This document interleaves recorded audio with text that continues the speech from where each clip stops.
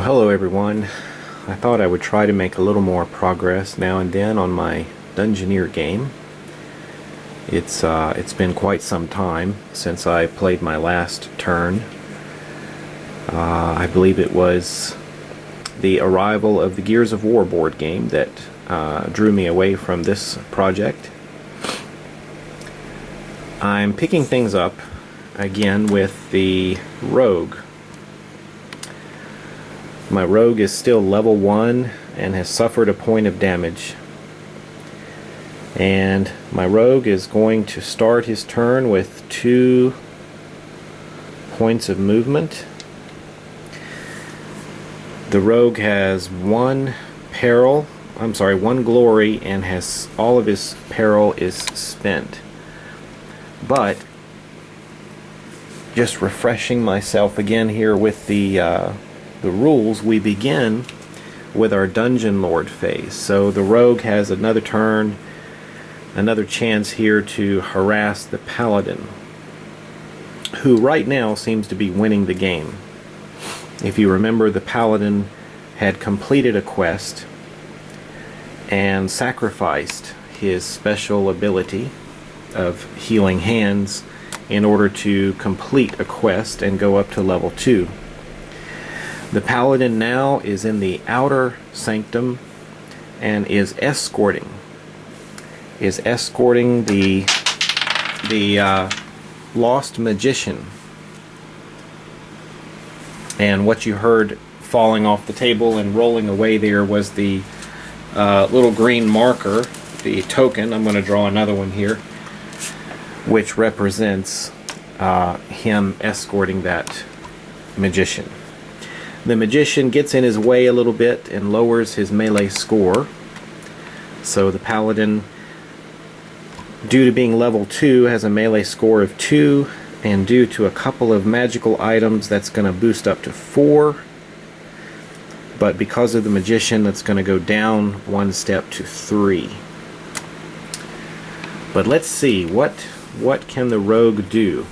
If we take a look at the room that the Paladin is in, the outer sanctum, it says that undead have +1 to all attacks here. So it would be wise if our Rogue played an undead monster to give the Paladin a hard time. And looks like we've got one here, a Death Shadow. This one is not undead, so we may want to hang on to him. But let's see what would happen with this one. Death Shadow, it costs 5 peril to play, and the Paladin has a good supply of peril at 12 points. So that's going to drop the Paladin down to 7 peril.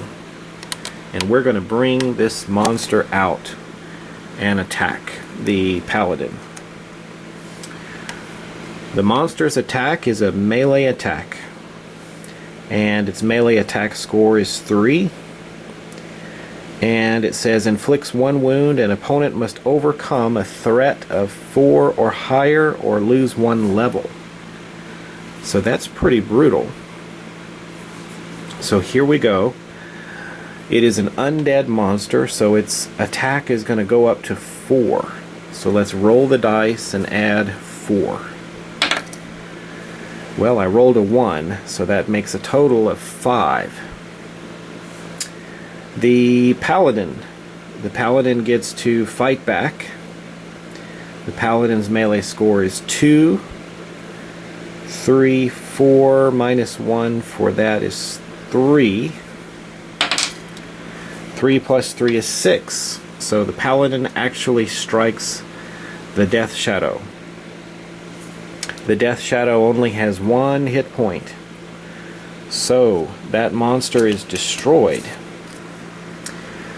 And the Paladin, for doing a wound there, gets a point of glory.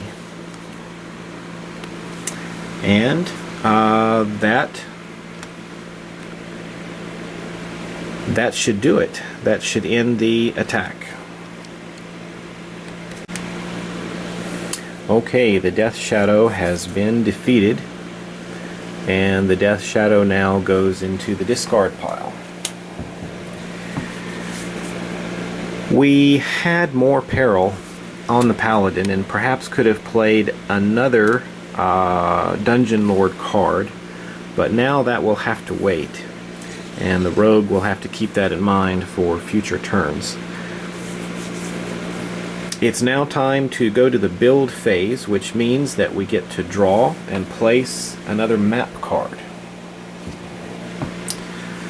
And this one is a grim intersection with a pit. As you can see on our map here, the upper left hand corner is blocked off. So we will need to put this somewhere that it can legally fit. And it could go over here.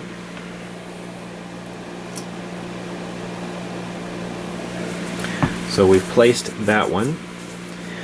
Our rogue is looking for the inner sanctum or the library. And let me see, are any of those, here's the inner sanctum, so we want to go there.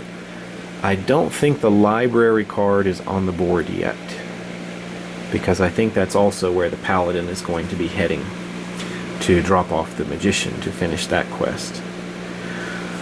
Okay, so now we move to the hero phase, and we can move.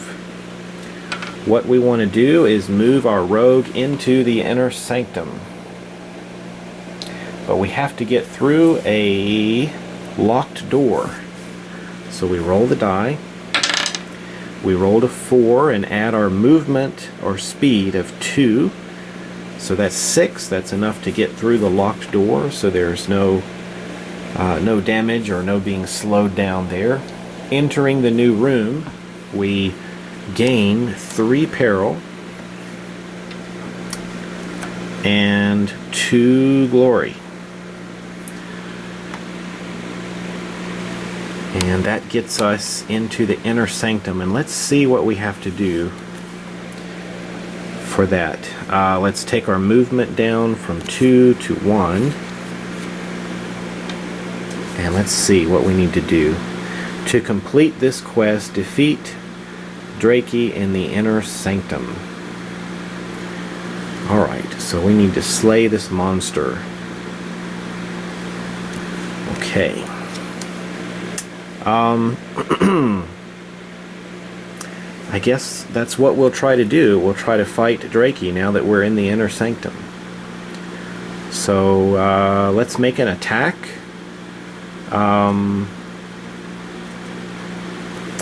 What is the rogue's best score? I guess it would be a melee attack. We have some magical items over here. Remember, we had the brain, which gave us +1 to our magic attack, which would make that 1. And then we had this mighty strike. To your melee score or take 1 additional wound. Mighty strike is not going to help me very much because I only have a melee attack score of 1 right now.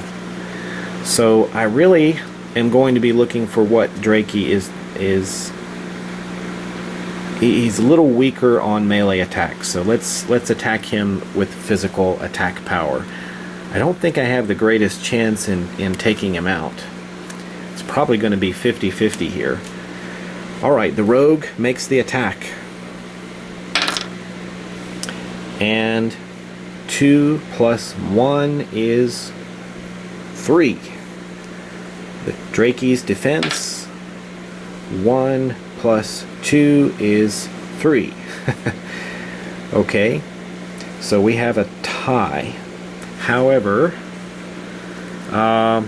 opponent must overcome a melee threat equal to your score. Well, that's going to be automatic, so he's going to be fine. Alright, so that was an attack. It came out to be a tie, so we were not successful in taking out Drakey. Let's think about what to do next. Okay, now that we've pretty much completed the hero phase and attempted to finish a quest, it's now time to go to the discard and draw phase. And you have to discard one card and then draw back up to 5 cards. So let's see.